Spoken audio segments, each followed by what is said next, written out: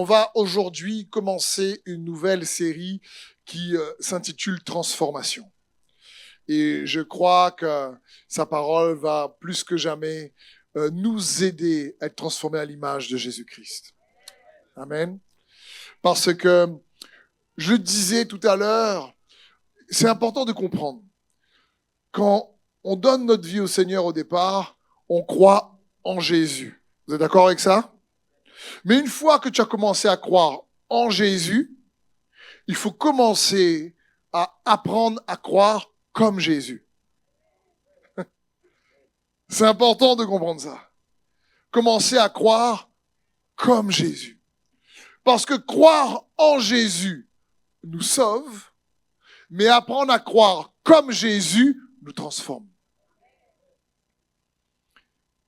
La Bible dit dans 2 Corinthiens 3, 18, nous tous, c'est qui tous? Nous tous, qui, le visage découvert, contemplons comme dans un miroir la gloire du Seigneur, nous sommes transformés en la même image. En la même image. De gloire en gloire, comme par le Seigneur, l'Esprit. Donc, c'est important de comprendre que nous tous, ça parle des enfants de Dieu, toi et moi, le visage découvert avec honnêteté, sincérité, transparence. Nous sommes transformés en la même image de gloire en gloire, comme par le Seigneur, l'Esprit. Et j'aime le préciser, ce n'est pas de déboire en gloire. C'est de gloire en gloire, comme par le Seigneur, l'Esprit. C'est important parce que Dieu désire que nous puissions comprendre qu'il y a un avantage, même des avantages. On va voir si vous suivez. Il y a des avantages sérieux, des bénéfices incomparables pour toi et moi d'être transformés à l'image de Jésus-Christ. C'est son cœur. Et on va essayer de voir ça aujourd'hui ensemble parce que c'est pas en réalité juste une option. Si tu vas pas chercher ça en tant qu'enfant de Dieu, tu vas te priver toi-même de percées et de bénédictions. C'est bon pour nous de comprendre ça. Pourquoi? Parce que Dieu nous a créés à son image et à sa ressemblance. Ce n'est pas pour rien. La femme a été créée à l'image de l'homme. L'homme et la femme ont été créés à l'image de Dieu. Ça parle qu'on est écrit à l'image de Dieu pour avoir une relation d'intimité, avoir un vis-à-vis avec lui. Gloire à Dieu qui ne nous a pas créé à l'image d'un cancrelat. C'est compliqué d'avoir une relation avec un cancrelat. Petit cancrelat, comment tu vas? Heureusement.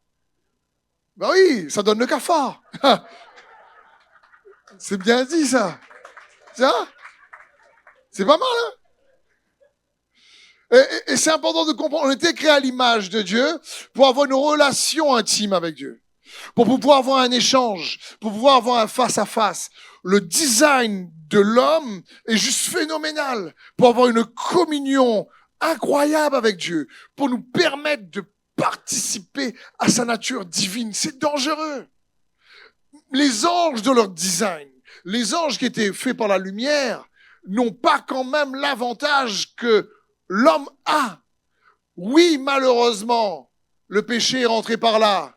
Et cette transformation s'est arrêtée. Et au lieu d'être transformé, on a été déformé à cause du péché. Mais Jésus-Christ est revenu.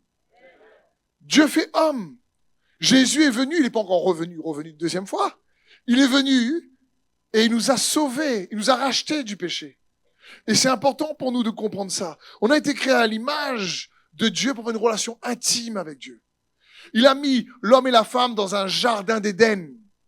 Il a créé un lieu, il avait créé la terre, et il avait créé un lieu spécifique, le jardin d'Éden avec Adam et Ève, et Dieu les rencontrait dans ce jardin. La Bible dit le soir, il parcourait, et quand l'homme entendait sa voix, il venait parler avec eux. C'est juste magnifique, parce que Dieu a toujours créé l'homme dans le but d'avoir une romance avec lui, d'avoir une histoire d'amour avec lui, de pouvoir partager avec lui. Ça a toujours été le cœur de Dieu. La Bible dit, mais qu'est-ce que l'homme pour que tu fasses tant un cas de lui? Qu'est-ce que l'homme? Pourtant, on est fait, comme dit la parole de Dieu, pendant peu de temps, inférieur aux anges. Mais peu de temps, parce que racheté par Jésus-Christ et par son sang, alors automatiquement, il y a quelque chose de glorieux qui nous attend. Et ça, c'est une bonne nouvelle. C'est ce que Dieu veut. Dieu veut réellement que la foi que tu as en lui puisse te permettre de vivre une romance avec lui. C'est dans ce sens. Il désire que nous puissions comprendre cela.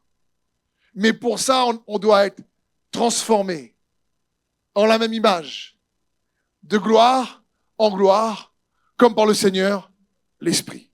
Alors écoute bien ceci. J'aimerais te dire quelque chose qui, j'espère, va venir peut-être te chercher un petit peu. C'est bien.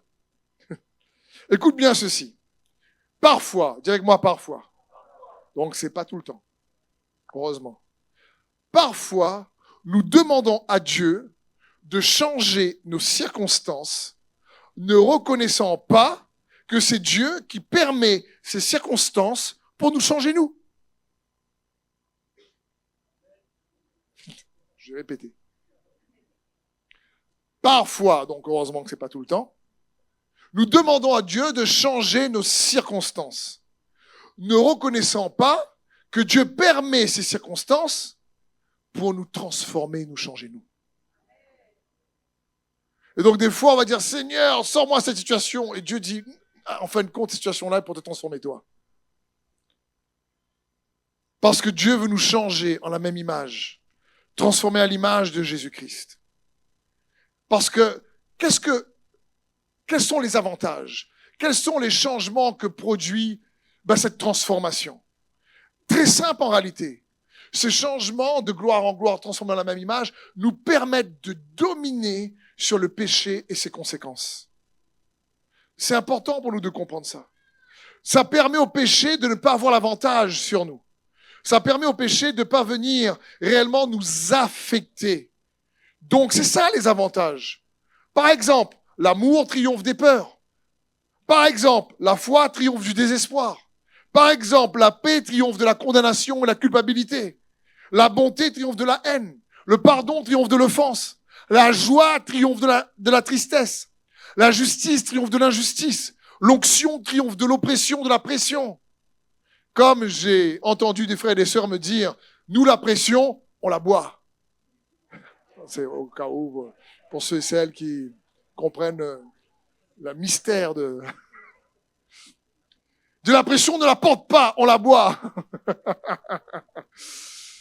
Il faut bien comprendre, ça te change de l'intérieur. Quand on est transformé en la même image, de gloire en gloire, c'est-à-dire que l'image de Christ en toi va te permettre de ne pas rester dans les traumatismes passés, dans les blessures passées, dans une victimisation de ce que tu as traversé, parce que ça va te permettre de triompher de ces choses-là. Il y a un avantage certain d'être transformé à l'image de Jésus-Christ, de gloire en gloire, comme par le Seigneur, l'Esprit. La Bible dit par exemple dans Éphésiens 4 à partir du verset 21, puisque vous avez compris ce qu'il est, ça parle de Jésus, qui il est, puisqu'on a compris qui il est, et qu'on vous a enseigné, à vous qui êtes chrétiens, c'est qui, ça parle de qui là? De nous. À vous qui êtes chrétiens, ce qui est conforme à la vérité qui est en Jésus. C'est quoi cette vérité? Cela consiste à vous débarrasser de votre ancienne manière de vivre, celle de l'homme que vous étiez autrefois, que les désirs trompeurs mènent à la ruine, à être renouvelé par le changement de ce qui oriente votre pensée et à vous revêtir de l'homme nouveau, créé conformément à la pensée de Dieu pour mener la vie juste et sainte que produit la vérité. Verset ici surpuissant. L'apôtre Paul est en train de dire, mais si vous avez connu qui il est, si vous avez compris, si vous avez reçu l'enseignement qui doit se trouver en Jésus-Christ, c'est-à-dire, une fois que vous êtes sauvés, à vous démunir de votre ancienne manière de vivre, pour revêtir la nouvelle, comment? Par ce qui oriente votre pensée et à revêtir cet homme nouveau conformément à la pensée de Dieu. C'est dans ce sens. Je vais essayer de vous proposer une illustration. Est-ce que tu peux venir, Mathéo, s'il te plaît? Est-ce qu'on peut encourager Mathéo?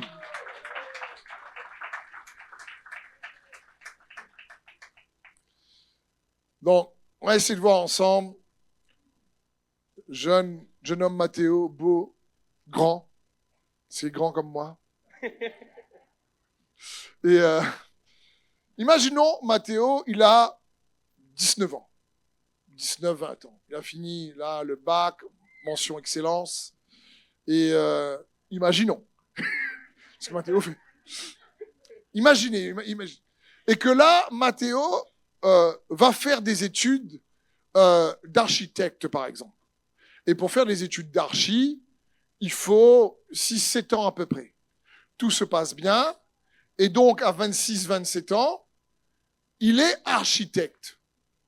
Et il peut ouvrir son propre cabinet, par exemple. D'accord? C'est un exemple. Ma question, est-ce que vous pensez que le fait qu'il devienne architecte, son visage va changer? Est-ce que physiquement, il va changer? Non, il va avoir un peu plus de barbe. Est-ce que vous pensez que... Bon, il va grandir peut-être encore un peu, mais pas trop. Désolé, Mathéo. Et imaginez, ils sont toujours bien habillés, style, sera toujours bien habillé.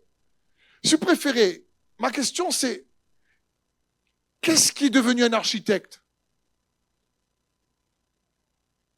Son physique? Au bout de 6-7 ans. C'est son intelligence. Ça se voit pas. Il va rester peut-être pareil, physiquement pareil. Costume, tout ça, bien sapé. Mais ce qui va faire de Mathéo un architecte, c'est qu'il aura été préparé, entraîné, enseigné, pour pouvoir, lorsqu'il voit cette fois-ci un terrain, avoir la capacité de tout de suite compter, visualiser, faire des projets, quantifier. Ce qui va faire de lui un architecte, c'est l'intérieur, c'est le Mathéo intérieur. Pareil pour être médecin, par exemple. Il rentre, il fait des études pour être médecin, peut-être il met une blouse, mais c'est pas ça qui va faire lui le médecin. Parce que c'est pas ça, c'est la capacité qu'il va développer à l'intérieur. Oui ou non? Pareil pour un cuisinier, parce que c'est le cas. Bon cuisinier, ce moment-là. Comprenez? C'est ça qui va faire la différence. Mon frère et ma sœur, quand la Bible dit « Soyez transformés en la même image, de gloire en gloire, comme par le Seigneur l'Esprit », c'est pas physiquement que tu vas changer pour ressembler à Jésus-Christ. C'est ton être intérieur va être doté de la capacité à mieux penser comme Christ, à mieux croire comme Christ, à comprendre sa vérité, à faire en sorte que ta capacité à traverser les difficultés et de penser rapidement comme Jésus pense, ben ces difficultés ne vont plus t'affecter parce que tu ne vis plus à partir de l'ancien homme qui n'avait pas Christ, mais du nouvel homme qui pense comme Christ. Est-ce que vous me suivez? Merci Mathéo, est-ce qu'on peut l'encourager? Comprenez? C'est l'intérieur qui change. J'aime dire, vous m'entendez souvent dire, c'est pas le plus important, ce n'est pas ce qui se passe autour de toi. Le plus important, c'est ce qui se passe en toi. C'est ça le plus important. Parce que c'est l'intérieur, c'est l'intelligence est renouvelée pour devenir un architecte, un médecin, un pilote d'avion, ce que tu veux. C'est ça. Et quand la Bible dit soyez transformés par ce qui oriente votre pensée, afin de discerner la volonté de Dieu, c'est parce qu'il y a de la puissance dans la pensée de Christ. Il y a de la puissance dans la volonté de Dieu. Et c'est ce qu'on doit découvrir. Parce que, comprends bien, mon frère et ma sœur, ce n'est pas en réalité les circonstances difficiles qu'on peut traverser qui nous affectent. C'est notre manière de penser dans ces circonstances. C'est la signification qu'on donne à une épreuve qui nous affecte plus que l'épreuve. Me suivez-vous? Un exemple. Imaginons deux frères qui ont une enfance difficile. Et un se dit, écoute, il réussit pas sa vie parce qu'il se dit c'est à cause de mes parents. Et je suis comme ça, il est haineux, rempli de rancune parce que son papa l'a violenté, sa maman l'a insulté, l'ont mis de côté, était de foyer en foyer, donc s'il réussit pas, c'est à cause d'eux. L'autre, Il réussit, il a cartonné parce que justement, lui, il s'est dit, il va tout faire pour ne pas être comme ses parents et pouvoir avoir une situation. Les deux ont vécu les mêmes circonstances, mais leur signification, leur compréhension, leur interprétation de la tempête qu'ils ont traversée n'est pas la même. Me suivez-vous? C'est pour ça que dans Romains 12:2, la Bible dit, ne vous laissez pas modeler par le monde actuel, mais laissez-vous transformer par le renouvellement de votre pensée pour pouvoir discerner la volonté de Dieu, ce qui est bon, agréable et parfait. Parce que c'est ta signification. Par exemple, pourquoi il y a des gens qui sont toujours affectés aujourd'hui par leur passé, alors que la Bible dit que celui qui est en Christ est une nouvelle créature, les choses anciennes sont passées et toutes choses sont redevenues nouvelles. Parce que le problème, c'est qu'ils ne peuvent pas changer leur passé, mais leur interprétation ou ce qu'ils croient de leur passé les affecte toujours aujourd'hui. C'est tout. Donc parfois il y a un rendez-vous pastoral, et là on remet un petit peu la parole de Dieu au milieu, on dit il faut penser autrement, et du lourd fardeau qui arrive, ils ressortent avec un fardeau plus léger parce qu'ils ont appris à penser à partir de la vérité de la parole de Dieu. Et le fardeau lourd devient un fardeau plus léger, et la pression, mais la portée est bue. Et avalée, si je préfère. Parce qu'il y a eu, non, au lieu de penser ça comme ça, peut-être, mais n'oublie pas, toute chose concourt bien de ceux qui aiment Dieu. N'oublie pas que peut-être ton passé ne venait pas de Dieu. Ce qui t'est arrivé, c'est pas Dieu qui l'a fait, mais Dieu est capable d'utiliser ce qu'il ne voulait pas pour ton bien. Parce que Dieu est capable de se servir du mal qu'il ne voulait pas pour faire le bien qu'il veut. Et quand tu commences, après tu dis, ok, j'avais pas vu ça comme ça. Et c'est dans ce sens. Ce n'est pas en réalité plus que l'adversité qu'on traverse. Et je ne vais pas sous-estimer, oui frère, sur les circonstances ou les situations difficiles qu'on peut traverser.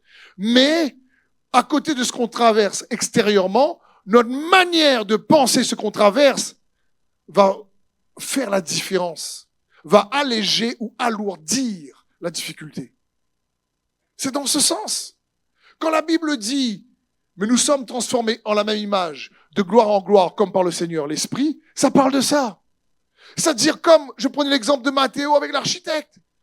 Un chrétien qui donne sa vie en 2000, imaginons 2020. Et si en 2030, il est toujours en train d'avoir les mêmes réactions face à la même adversité qu'en 2021, c'est qu'il n'a pas été transformé puissamment à l'intérieur, de gloire en gloire. Pour que l'amour triomphe de la peur. Pour que la paix triomphe de la condamnation.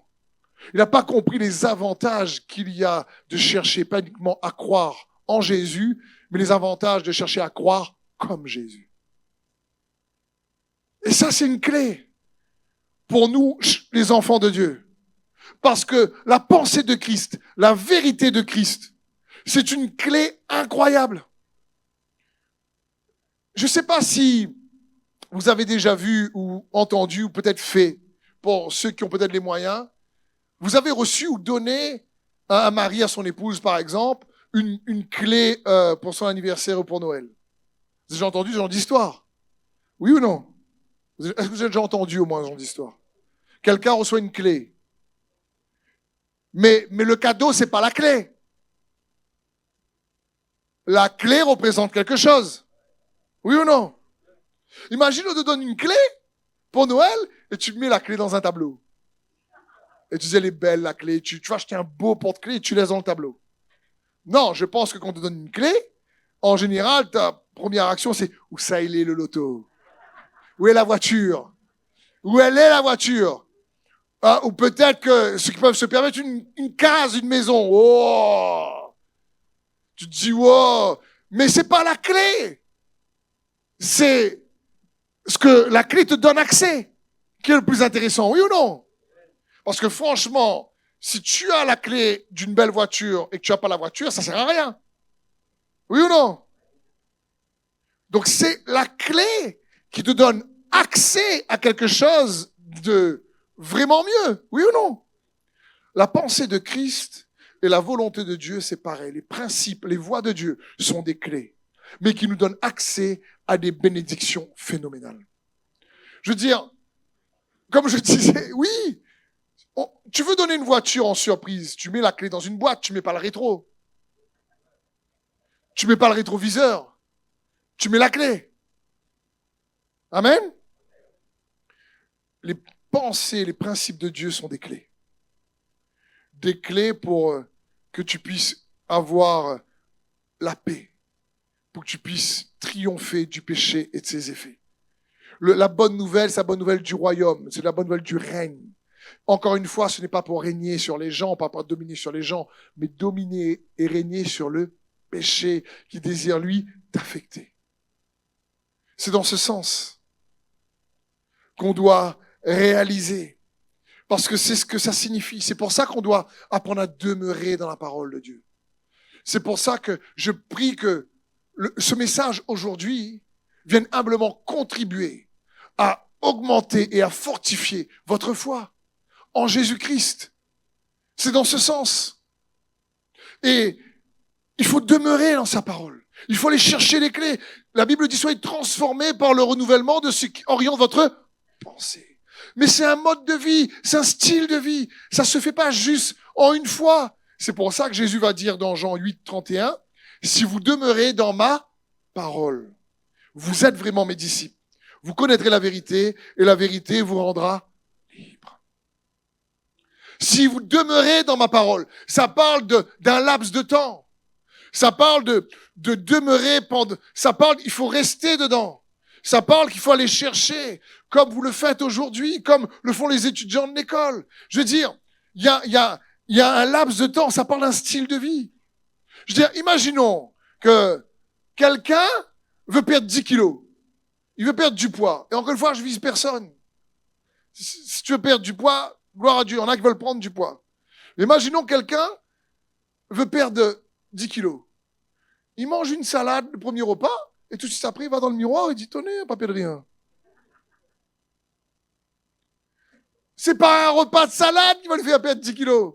Il faut demeurer dans la salade. Je veux dire, il faudra qu'il demeure dedans pendant longtemps. Comprenez? Pour qu'il y ait un changement.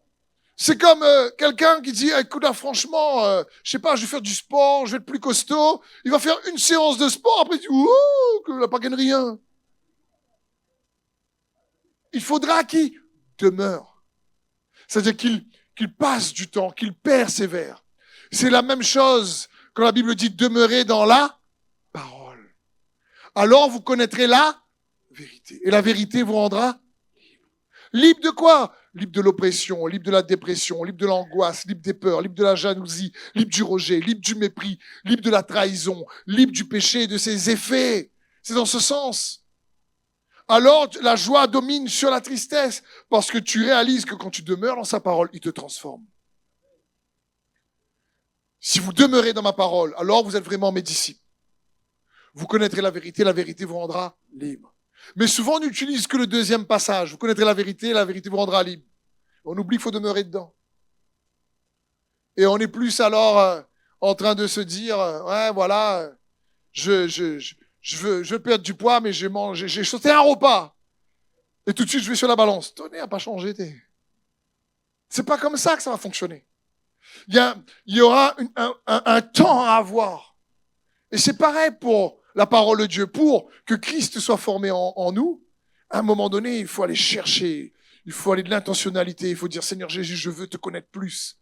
Je veux connaître ta volonté. Je veux penser comme tu penses. Je veux recevoir les clés qui vont me permettre d'avoir le cadeau derrière la clé.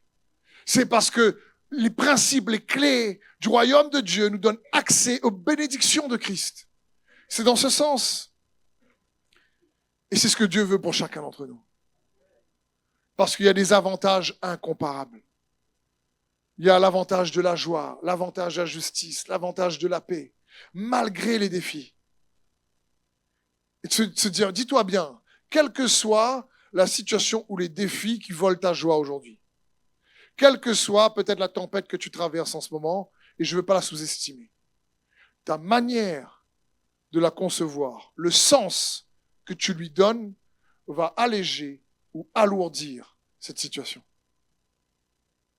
Et dis-toi bien, quelle que soit cette situation, comment penser mieux comme Christ pour que même si la situation n'a pas encore changé, eh ben, moi, j'ai pu changer comme lui. Davantage. Parce que nous sommes transformés en la même image. De gloire en gloire, comme par le Seigneur, l'Esprit. L'Esprit qui vient en nous. C'est que tu vois la gloire de Dieu qui te transforme, qui te renouvelle. Comme une sœur qui me partageait un témoignage et me disait, dernièrement, j'avais peur de parler en public dans mon travail. C'était compliqué, j'ai jamais réussi à le faire. J'avais l'impression d'avoir honte et il dit, pasteur, on a prié à la fin d'une célébration. J'ai senti le Saint-Esprit tellement me toucher, me saisir intérieurement. La peur est partie. La semaine suivante à mon travail, je me suis mis à parler en public, à parler devant les collègues, sans aucune peur. Et je sais que ça vient pas de moi. C'est la grâce de Dieu. Et oui, le Seigneur transforme. Et elle dit, elle sait, c'est la grâce de Dieu. Parce que quand tu commences à te transformer à l'image de Christ, c'est un processus de toute une vie, d'accord? Donc, sois patient. Pas une salade. Pas 2 salades. Un paquet de salades. Plus du sport. Il faut bien comprendre, il faut être patient. Petit à petit. Donc, si parfois tu changes pas aussi vite que tu aimerais, fais-toi un peu de grâce aussi. Et fais confiance au Seigneur. Il va t'aider. Et on va voir quelques indicateurs rapidement qui nous montrent que malgré tout, on progresse. Vous voulez voir quelques indicateurs qui nous montrent qu'on progresse dans cette image qui nous permet de ressembler de plus en plus à Jésus? Parce qu'on a une communion avec lui, transformé par les rendez-vous divins. Les rendez-vous divins au travers de la méditation de sa parole. Les rendez-vous divins au travers de l'église, comme en ce moment. Les rendez-vous divins au travers d'un moment d'intimité, de communion, de prière que tu as avec le Seigneur. C'est dans ce sens. Vous savez, quand le Seigneur réellement commence à changer notre manière de penser pour mieux penser comme lui, alors ça change aussi notre manière de parler. Ça change notre manière de parler. On a déjà vu ensemble. Alors à ce moment-là, au lieu de dire « et si j'avais pas vécu ça? Et si j'avais pas traversé ce problème?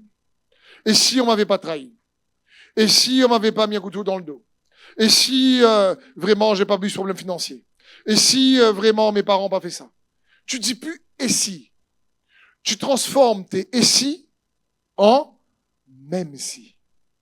Et même si on m'a trahi. Et même si ça a été difficile. Et même si j'ai fait des détours dans ma vie. Et même si ça a été compliqué dans ma vie passée. Et même si mes parents n'ont pas été là pour moi. Et même si j'ai manqué d'amour. Et même si, tu sais quoi, il est avec moi et je réussirai quand même à devenir celui ou celle qui veut que je devienne. Donc tu transformes les « et si » en « même si ». C'est très important. C'est, comme dit Shadrach, Meshach et Abednego, et même si tu nous jettes dans le feu, ô roi Nabuchodonosor, eh ben, nous n'allons pas nous prosterner devant ta statue. Et même si, à un moment donné, quand tu commences à penser comme ça, tu dis, et même si. Une autre manière de penser qui change lorsqu'on est transformé à l'image de Christ, c'est au lieu de dire, Seigneur, donne-moi, tu dis, Seigneur, fais de moi. Pas pareil du tout. Seigneur, donne-moi ci, donne-moi ça, donne-moi ci, donne-moi ça. Des fois, ça marche pas. Tu dis, Seigneur, fais de moi un témoin pour la gloire de ton nom. Seigneur, au lieu de dire, donne-moi cet avantage, Seigneur, fais de moi quelqu'un qui puisse t'honorer dans cette situation. Seigneur, donne-moi ce travail. Plutôt, Seigneur, fais de moi quelqu'un qui te plaît, qui ajoute de la valeur ajoutée à ce que tu partages. C'est dans ce sens.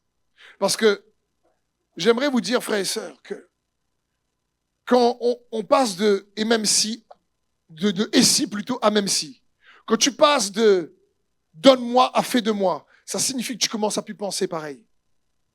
Vous comprenez? Et donc tu traverses plus la difficulté de la même manière. Quand tu passes par exemple des « pourquoi Seigneur » à « pour toi Seigneur », c'est pas pareil. Tu passes des pourquoi à pour toi. Seigneur, je comprends pas pourquoi, parce que pourquoi j'ai vécu ci, pourquoi j'ai vécu ça, pourquoi ça m'est arrivé, pourquoi j'ai traversé ci, pourquoi.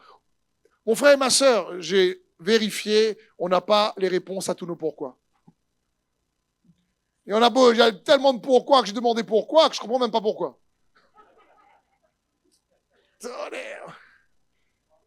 Merci. Je veux dire, parce que tu comprends pas, tu peux demander pourquoi, ça sert à rien. Et à un moment donné, tu dis, Seigneur, je sais pas pourquoi, mais tu sais quoi? Je sais que je vais traverser ça pour toi. Donc, de et si à même si. De donne-moi à fait de moi.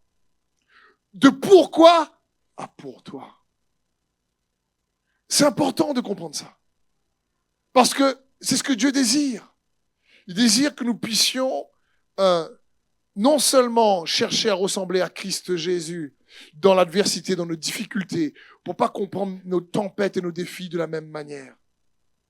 Et j'aimerais appeler un frère qui a un témoignage magnifique dans le cadre de son travail. Parce que ce que je partage là, il a illustré.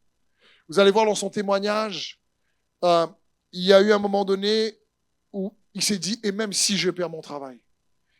Il ne s'est pas dit, si je perds mon travail. Il s'est dit, et même si je perds mon travail. Il ne s'est pas dit, Seigneur, donne-moi un autre travail. Il a dit d'abord, Seigneur, fais de moi quelqu'un intègre. Et il ne s'est pas dit, Seigneur, mais pourquoi cela m'arrive? Il s'est dit, Seigneur, de toute façon, quoi qu'il m'arrive, c'est pour toi que je veux avancer et garder la foi. Parce que tu es fidèle et tu es celui qui récompense. Et Dieu l'a bien récompensé. Est-ce qu'on peut accueillir Fabrice, s'il vous plaît, si tu veux venir, Fabrice? Écoutez son témoignage dans le cadre de son travail où il a cherché à être intègre et Dieu l'a honoré. Merci Fabrice. Bonjour à tous. Donc voilà, j'ai eu la chance d'évoluer dans une famille chrétienne et à l'âge de 16 ans, j'ai vraiment réalisé que ma vie, elle était avec Dieu et pas dans le monde. Donc à l'âge de 16 ans, je me suis fait baptiser à l'âge de 17 ans. Après, la vie a évolué. Je me suis marié, fait 3 jolis enfants et qui aiment le Seigneur aussi. Et aujourd'hui, je suis devant vous. Et voilà. Donc, ma carrière professionnelle a suivi. Donc, je servais dans l'église, donc tout allait bien.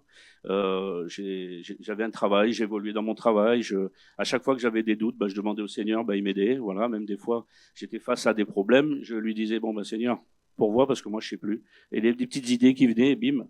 Le travail voilà, je trouvais les solutions et ça a été comme ça pendant des années jusqu'à il y a 5 ans en arrière où le Covid a malheureusement tapé fort et donc ça faisait plus de 10 ans que j'étais dans cette entreprise et pour pouvoir sauver l'entreprise, le chef d'entreprise qui était un ami me dit écoute, on va faire un montage. J'étais en maladie à cette époque-là. Il me dit je voudrais que tu sortes de la maladie. Et voilà, parce que l'État prend en charge une partie du salaire, bref. Et donc, en fait, j'avais une grosse perte de salaire et il m'a comblé ce salaire. Donc, pour que ça aille, voilà, je vais un petit peu plus vite. Donc, il m'a comblé ce salaire et donc, arrive un moment, je lui dis, donc, on sort du Covid, je voudrais que tu régularises cet argent que tu m'as donné sur la fiche de paye parce que, voilà, c'est tout à fait normal. Et là, je vois il hésite, il me rappelle, et je le rappelle à 2 ou 3 reprises et je lui dis écoute, il faut absolument que tu régularises cette situation. Il me dit écoute, je peux pas le faire. Donc j'ai bien compris que en fin de compte c'était une manipulation où j'étais dans une situation où je travaillais une partie de mon salaire au black. Donc c'est quelque chose, je vous dis, comme je vous disais moi, voilà, j'avais choisi d'être intègre avec Dieu dès l'âge de mes 16 ans et ma vie chrétienne a été de rester intègre avec Dieu. Donc, dans toutes les circonstances. C'est facile d'être intègre dans les petits détails, mais quand ça impacte réellement la vie, je veux dire, professionnelle et familiale, parce qu'à cette époque-là, j'ai ma fille qui était entrée dans des grandes études, donc ça coûte très cher.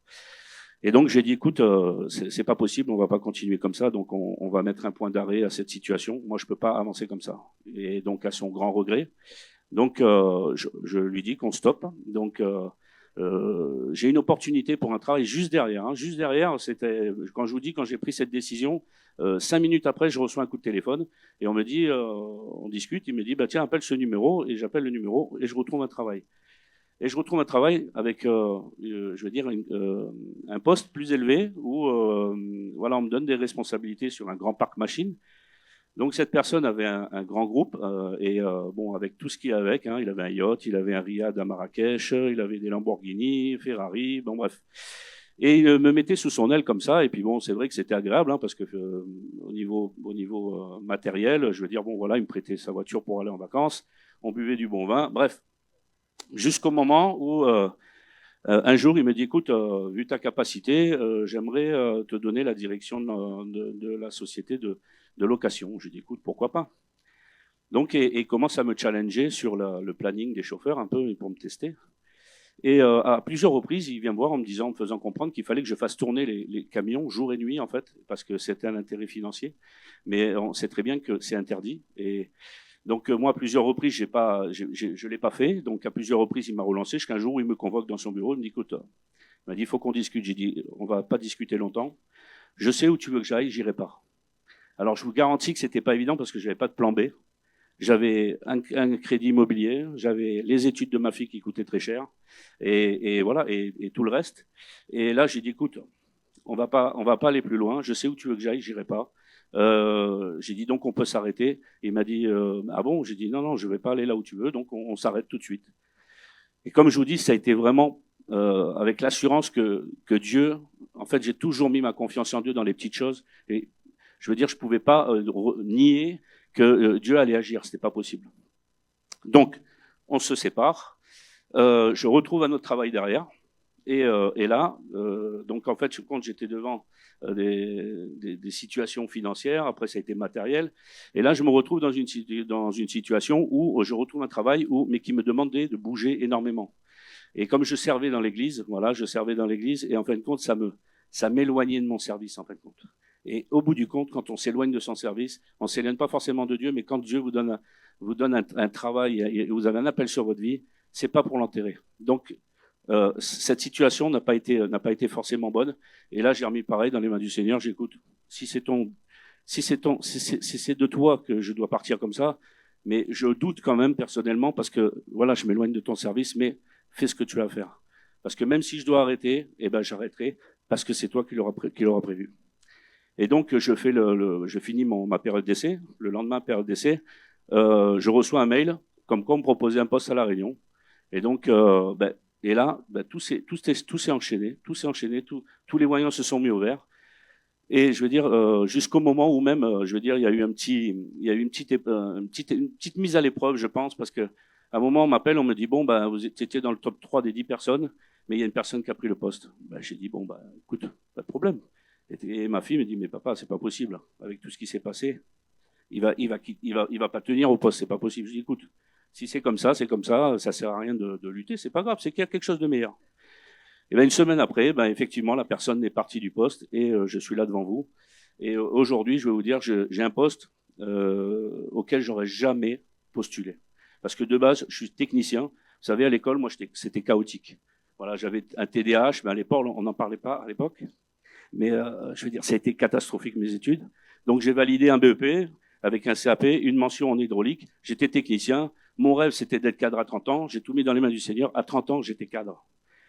Et aujourd'hui, il m'a positionné sur un travail où aujourd'hui, je suis directeur général d'un groupement économique où les actionnaires sont les plus gros armateurs au monde. Donc, comme je vous dis, pareil, je mets une conclusion là-dessus. J'ai repris cette activité. C'était assez catastrophique.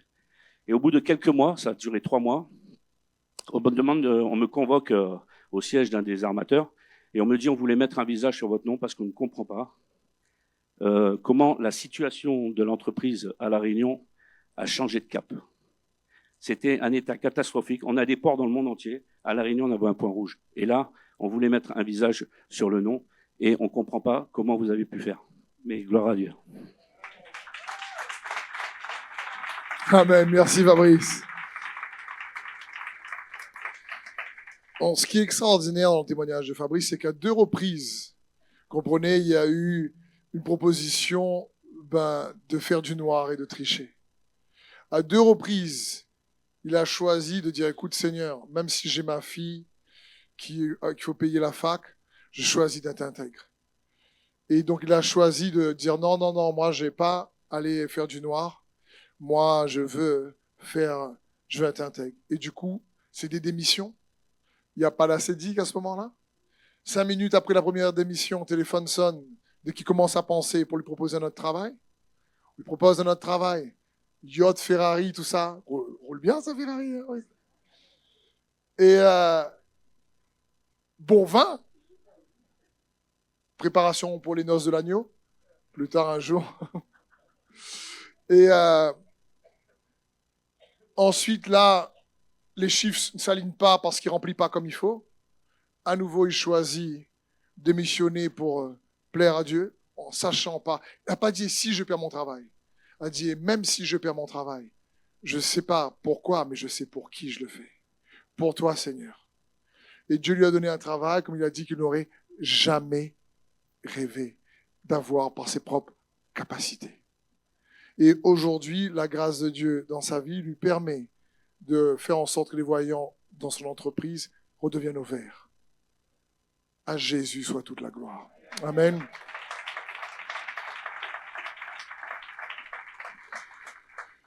Donc, ce que j'aime, c'est qu'encore une fois, c'est Seigneur, fais de moi un homme intègre. C'est pas juste Seigneur, donne-moi un travail si je perds. C'est fais de moi un homme intègre. Fais de moi un témoin. Et des fois, on oublie de prier un peu comme ça, de cette manière-là. Et du coup, au lieu d'avoir la percée qui arrive, on ajourne la percée. On ajourne le miracle. On ajourne la porte ouverte que Dieu veut. Donc, il y a un délai qui arrive supplémentaire parce qu'on n'arrive pas à engager aussi. Quand la Bible dit demeurer dans la parole, il s'agit de pratiquer par l'obéissance de la foi la parole de Dieu.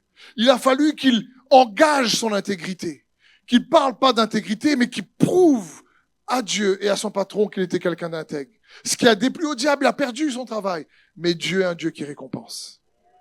Parce que Fabrice a bien compris que, gloire à Dieu pour tous les travails qu'il a eu, les boulots qu'il a eu. Mais il a compris que le travail est une ressource. Dieu est notre source. Et c'est bon pour nous de comprendre ça, de dire Amen, mais de le vivre. Dieu est ma source, ouais. Et quand la situation est compliquée, là, écoute, tu as un petit truc en dessous? Pas d'accord.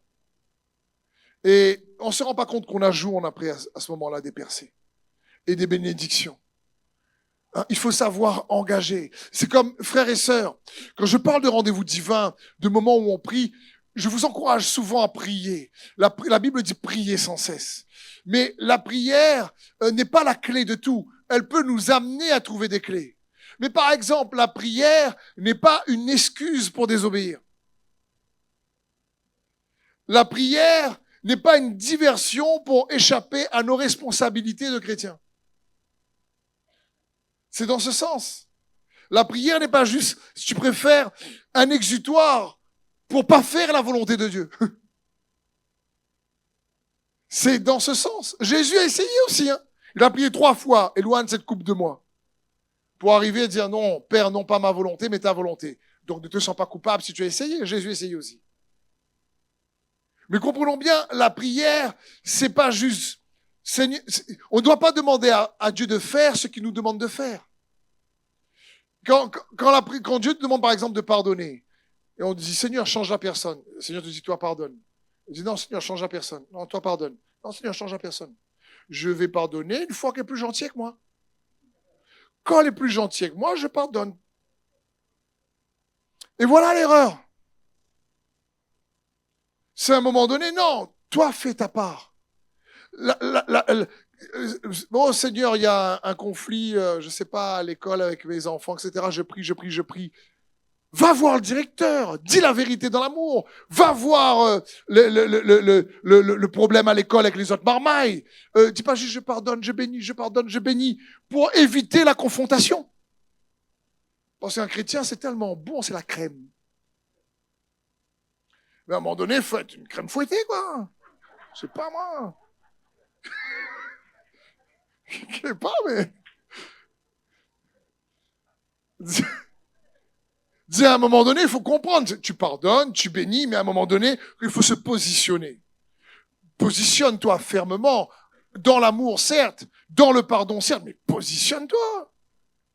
Dis parents, par exemple, si les enfants harcelés à l'école, prie, pardonne, bénis, mais qu'est-ce que tu fais pour les confronter?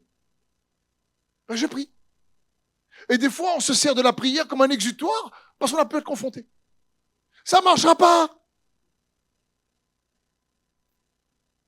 Il faut savoir aussi engager les principes de sa parole.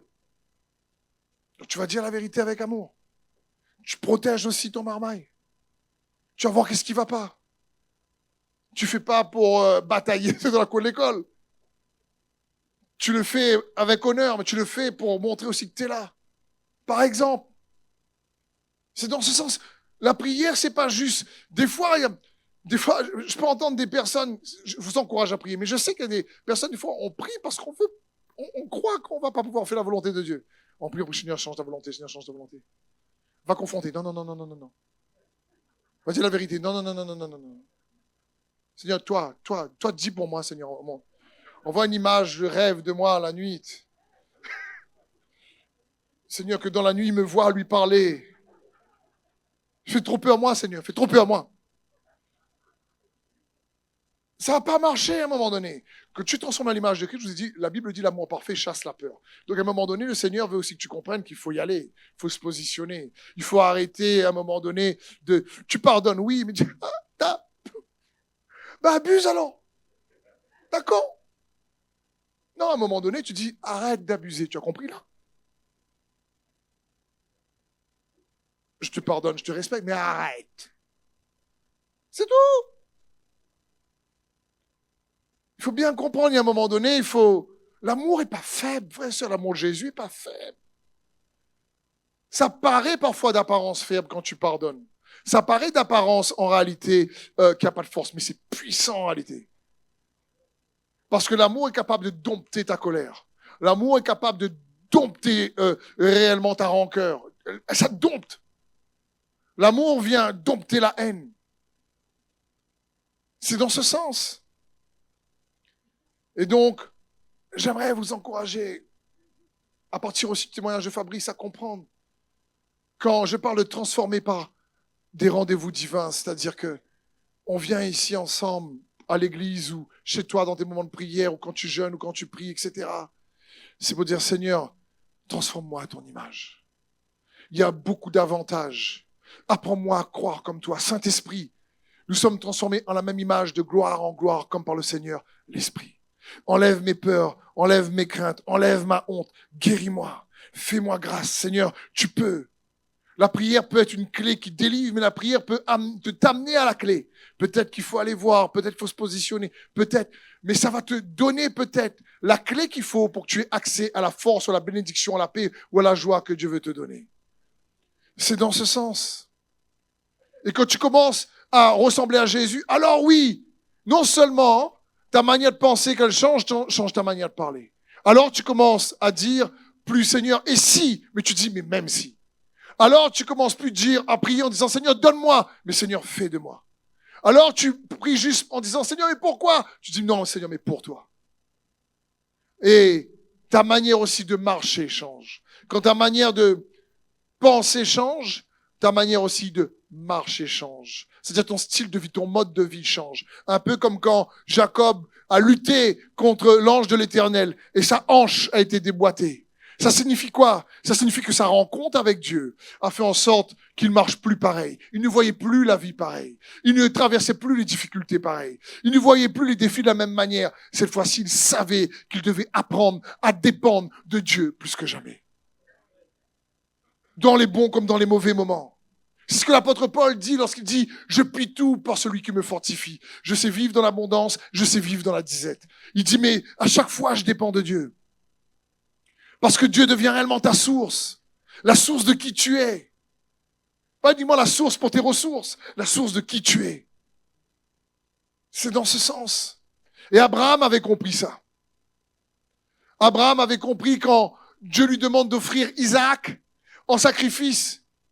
Il y va et c'est complet. Il engage l'obéissance de la foi en emmenant ce qu'il avait de plus cher, son fils, le fils de la promesse. Et sur la montagne, lorsqu'il monte et qu'il allait sacrifier son fils, l'ange de l'Éternel lui dit « Stop, Abraham ». Et quand il s'arrête, Dieu dit « Je vois maintenant ». Et quelques instants après, il voit un bélier pris avec ses cornes dans les branches. Dieu avait déjà préparé le sacrifice. Et c'était alors qu'Abraham dit sur la montagne de l'Éternel, il sera pourvu. Et il a appelé ce lieu Jéhovah Jireh. C'est le lieu qu'il a appelé Jéhovah Jireh. Il a nommé le lieu du nom de Dieu. Et il a découvert Jéhovah Jireh. Vous savez pourquoi? Parce qu'il y avait quelques années auparavant, quand Abraham et Lot se disputent,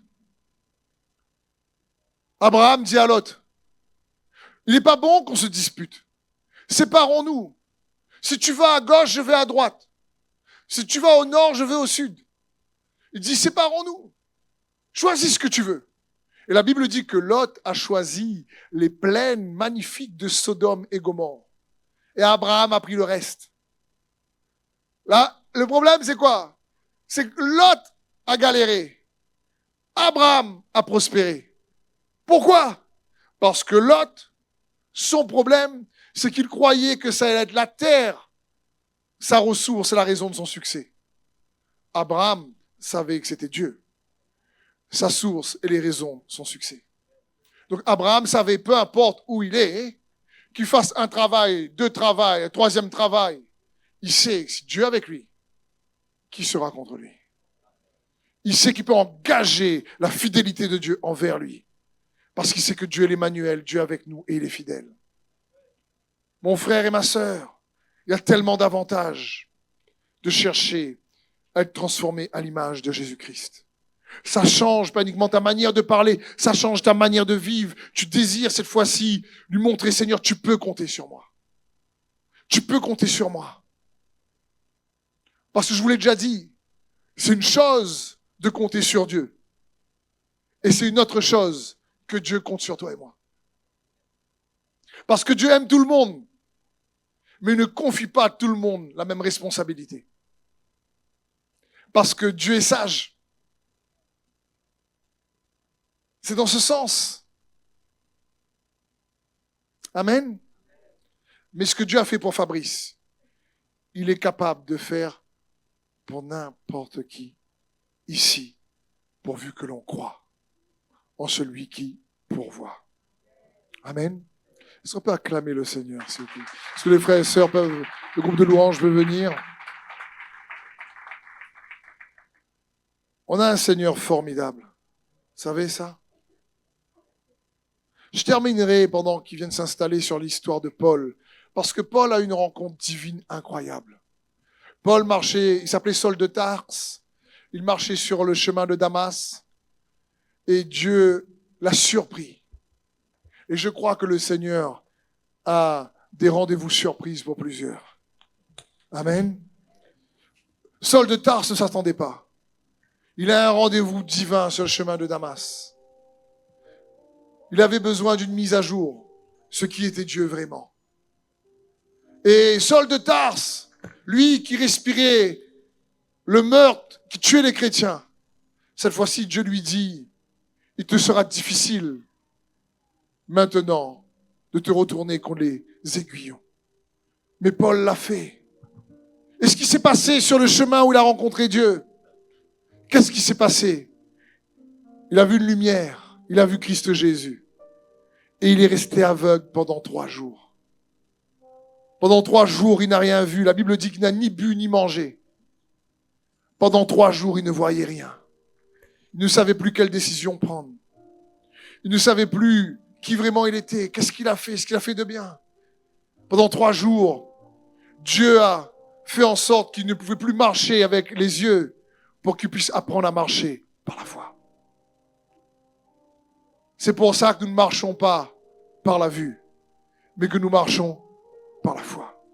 Et peut-être qu'il y a certains dans ce lieu, vous êtes dans une situation où vous ne savez pas quelle décision prendre. Vous ne savez pas où aller. Vous ne savez pas quoi faire. Vous ne savez pas, en fin de compte, vous êtes comme Paul. Vous ne savez pas quelle décision prendre. Vous ne voyez pas loin.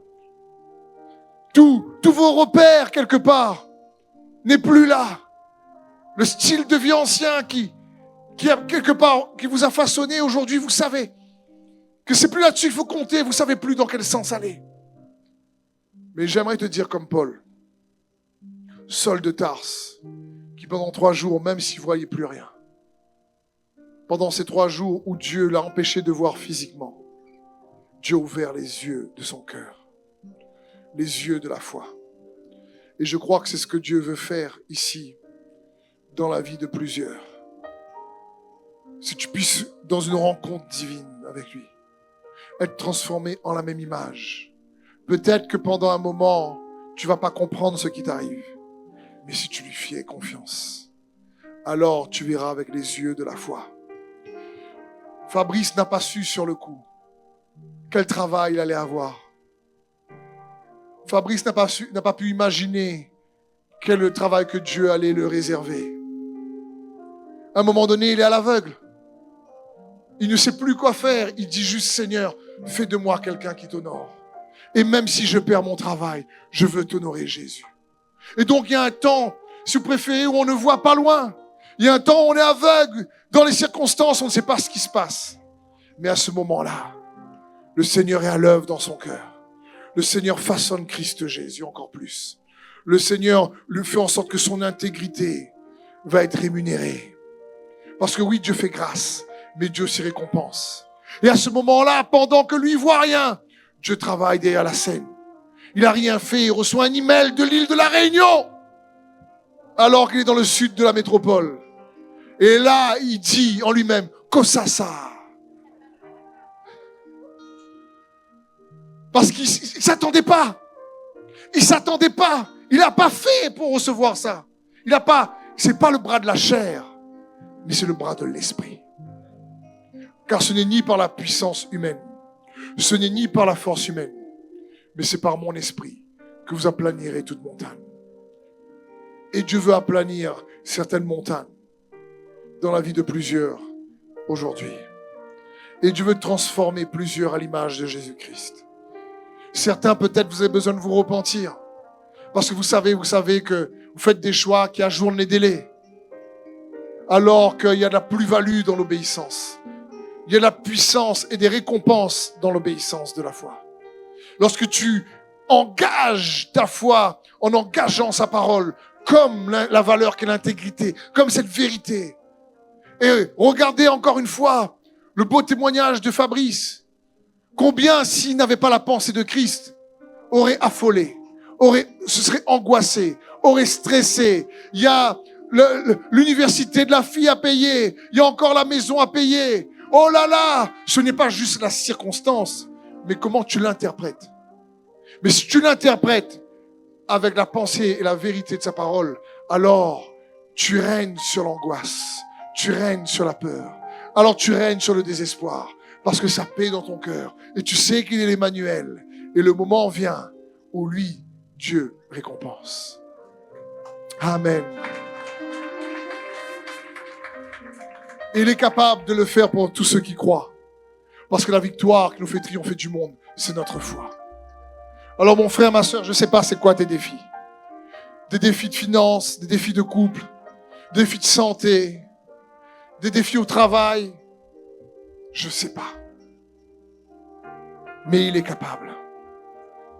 Sa main n'est pas trop courte. Et il t'appelle pour que tu puisses être toi transformé à l'image de Jésus-Christ. À avoir des rendez-vous comme ici à l'église, où sa parole, j'espère, fortifie ta foi, te transforme, t'impacte, te renouvelle, crée de l'appétit pour plus de Jésus, te donne envie de plus de le connaître, te donne envie de l'expérimenter comme jamais, parce qu'il est avec toi.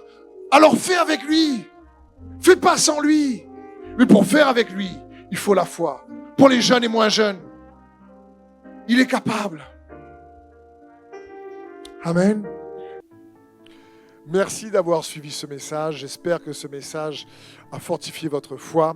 Merci également pour tous ceux et celles qui nous soutiennent au travers de votre générosité. Vous avez en bas de votre écran un QR code qui vous conduira vers une page qui s'intitule jeveuxbénir.com. Merci de nous aider à propager sa parole. D'ailleurs, si ce message a fortifié votre foi et que vous connaissez quelqu'un de votre entourage qui aurait besoin de l'entendre, n'hésitez pas à lui partager ce message. Aussi, je vous encourage, si vous le souhaitez, à vous abonner à notre chaîne YouTube. Nous avons des messages nouveaux chaque semaine. Nous sommes aussi présents sur d'autres médias dont vous aurez donc les liens dans la description ci-dessous. En tout cas, merci de nous avoir suivis. Soyez bénis.